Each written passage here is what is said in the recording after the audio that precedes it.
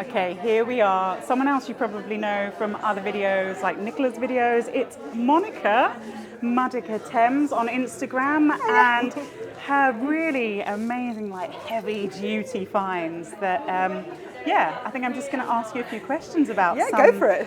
Are you excited to talk about your euphroe? Ah, the euphroe. I love my euphroe.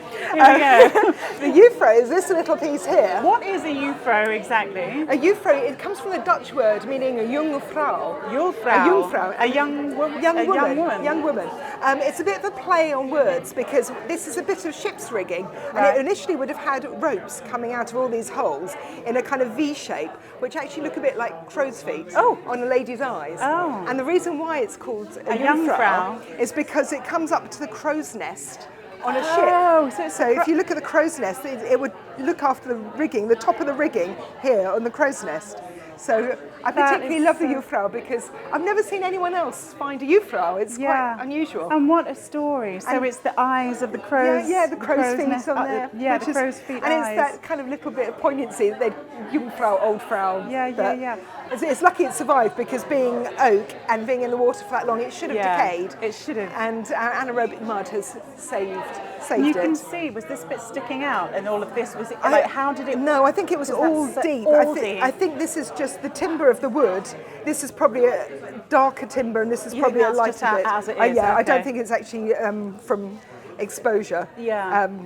I think it had been in the deep mud for quite a while when I found it to have survived it. Preserved, So I mean, the other wooden bits I love are these Yeah. ones here, which are the dog bones, which are quite fun. So Can I these pick one up? You can they're play with heavy, them. aren't they? They're quite heavy, yeah. Dog bones. What did they? So the dog bones, that you would use them when you were tying a knot on rigging, you would Yeah. shove a dog bone in there to hold the knot from unslipping. You know what? And then you'd use one of these, a marlinspike, to undo the knot and get your dog bone out again. Do you know what? I think you may have sold something. You've got some of those at home. Well, do you know Alessio has got those bones with marks on exactly like this? Oh, so they'd be dog bones. Yeah. They would, wouldn't they? Yeah. So what we were trying to work out for months. Yeah. Months. What these things were. You should have asked me. We did a special. Yeah, I know. He probably asked you about everything else. And we did a special on these bones. If you've seen it, it's Bones episode 1, I think. And we spoke to zoo archaeologists, we spoke to loads of people, and they said they were probably, because there's rope wear on them, you can see it, and they said it was probably for wherrymen when they tied up their boats. So you'd have a slip knot and you'd put the dog bone in to stop the knot coming undone. So you're saying it is. So someone else saw it the other day. No, someone, this is very inaccurate, but someone said to Alessio, no, definitely isn't that. And this someone was like a lecturer or something, blah, blah, blah. So that is what it is, though. In the 1700s. What? That lecturer was there in the 1700s. Yeah, he was there then. I'm assuming it's a he. I love the dog bones. It's the shape of them. And I love the fact they're called dog bones as well. Bones. Yeah, but if you ask imagine anyone American, they think that they are building blocks because they make log cabins in America out of things very similar to that. Yeah. So Americans always think that, and they've got a name which they're not. They're British dog bones.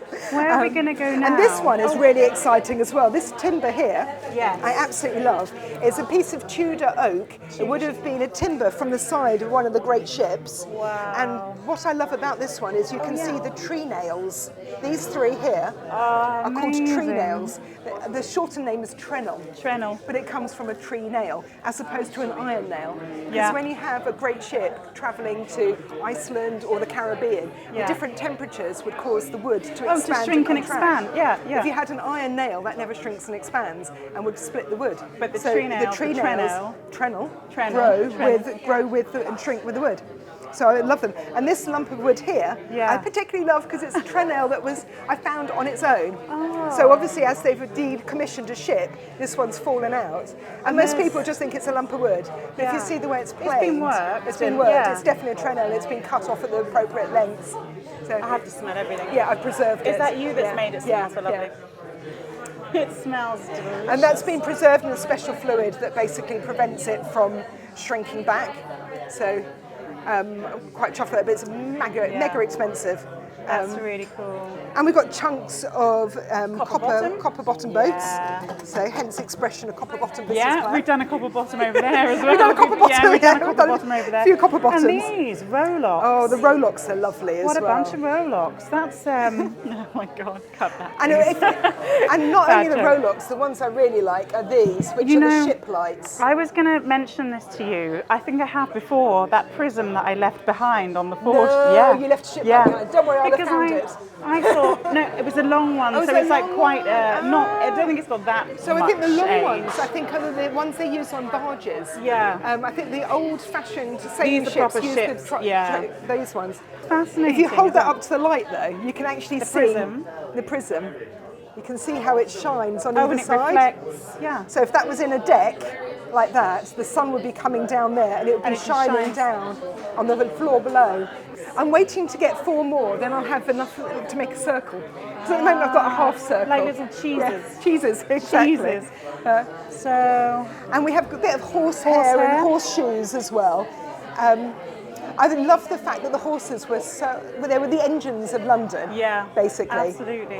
You're the horse lady. I do like my horses. I've said it before. And I've put that picture there just to make you realise just what a tough life the horses had working in London. Yeah. And how tired and knackered they were. And by the time they'd finished their working life, their bodies were used for everything. Tails were used. Skin, glue, everything. Yeah.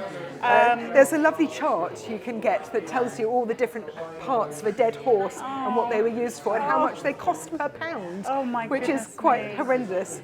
And then we've got the horseshoes as well, which just shows you how big. You can imagine these big old Shire horses. Do you think they're Shire horses? And some of them, they probably have got like knock knees because of hard work, which means that they're wearing their hooves on one side. Yeah. Like you might see in shoes from someone with rickets. So this is basically an orthopaedic shoe made by a blacksmith to even out the horse's wonky stead. Yeah. That's amazing. So initially I thought it was just wear, but then I thought no, it's been purposely built. And this is a blacksmith's file. And I de-rusted that one. It's perfect. It's I like a bit perfect. of blacksmith stuff because on my dad's side they are generations of blacksmiths, and they lived. My dad grew up in a forge for the first little bit of his life. Yeah. An old forge in Hertfordshire, and I think it's like 3-4 generations. Oh wow! And they ran the post office as well. Really? Yeah. Oh, well, this is good. It's really interesting. I'll send you some information. There's loads that'd be fascinating. They're a really old Hertfordshire family. The guy who made my replacement arrowhead, you know, the Norman arrow I've got, and he made the replacement arrowhead. He's got a blacksmith's forge in Hertfordshire somewhere, and it absolutely amazing. But his anvil got stolen. Somebody broke in. They and stole are really, the anvil. I'm not surprised. And he had it thousands, And heartbreaking. Where is your arrow? You haven't brought it this time. I didn't bring any of my medieval, my Tudor. I'll bring all that to St. the Paul's. other. So you've gone with the theme. I've gone just with the theme. I've stuck with the river, the working river. Now this is something I didn't say. So basically, because Monika's got such a plethora of finds, you can actually stick to the themes that we've given pretty much. the different exhibitions. So this one is working river, and it's just working river basically. So hence all the working river stuff here.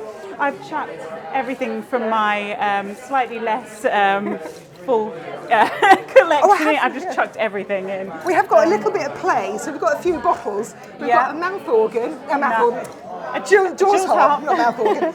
Late in the day here, barrel tap, and we've got a syphilis syringe, so we do allow a little bit of fun as well. We got a bit of syphilis syringe. If shoving mercury up your willy is considered fun. I mean, I think it was fun. Seemed like a good idea at the time. It probably seemed like a good idea at the time. We've had fun. Oh, thank you, Monika.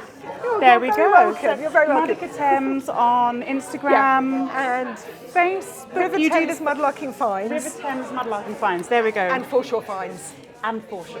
Foreshore Finds. I'll put all the information in the video description so you can check it out. But all right. Well, and come to Greenwich and come to St. Paul's. You'll be at Greenwich. And I'll also be at the Roman Amphitheatre. So I'm doing the talk at the Roman Amphitheatre on the Sunday the 24th. Is that sold out? Probably. I keep saying there's a talk, but it's sold out. Anyway. But there may be cancellations, so it's always worth having a look. So come down if you can. Right, on to the next. Thank you.